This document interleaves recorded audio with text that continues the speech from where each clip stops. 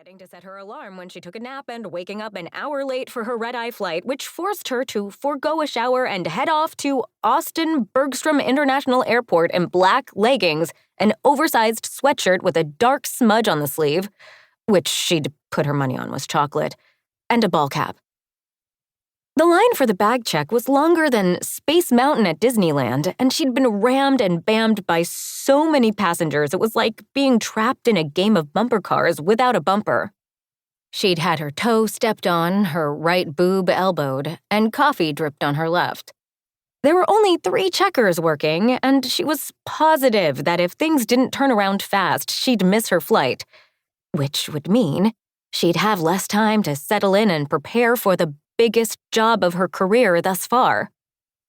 "This is why I should have brought a carry-on," Jane mumbled to herself. One less line to stand in. "Oh, those were the days," the woman beside her said. The woman looked exhausted. She had an infant strapped to her like she was tandem skydiving, a toddler holding her hand, and enough bags to open a luggage shop. "I'm lucky to get out of the house without needing a bellhop.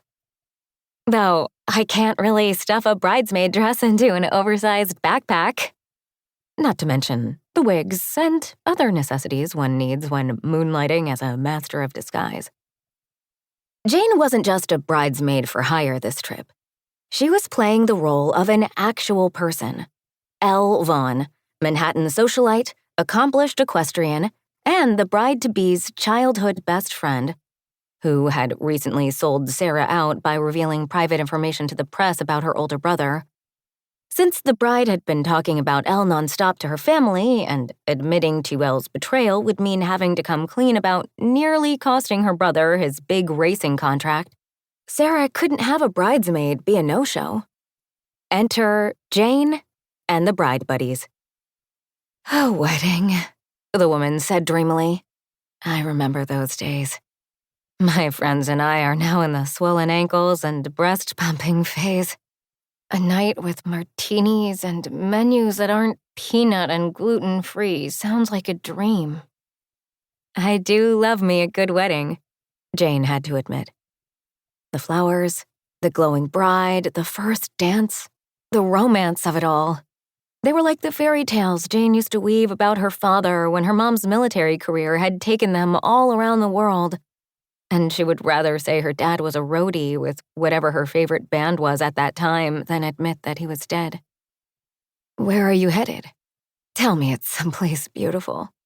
The woman's eyes were wide and expectant, as if hanging on Jane's every word.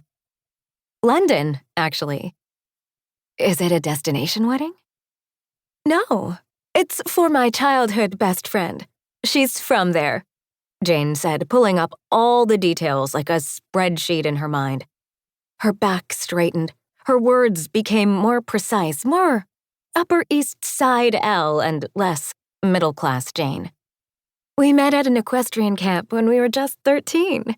Every summer we'd bunk together, and throughout the years we'd write to each other. We had journals we'd pass back and forth, sharing our secrets and dreams. By the time we aged out of camp and pen pal antics, our friendship was cemented."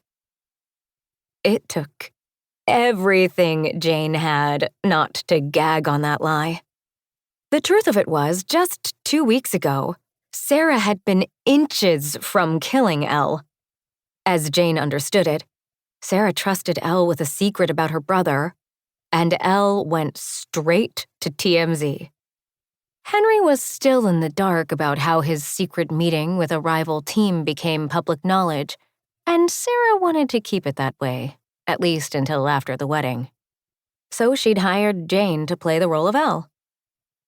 Armed with tales of s'mores, friendship bracelets, and secret midnight swims, and every detail of Elle's history that Roxy could scour from online, Jane was determined to make this her best performance yet. She'd been training her entire life for this, after all. "That is so sweet. I've never met her family." Thank God for that. It was the only way this particular job was going to work. "So, this should be a fun trip." 7 days to play the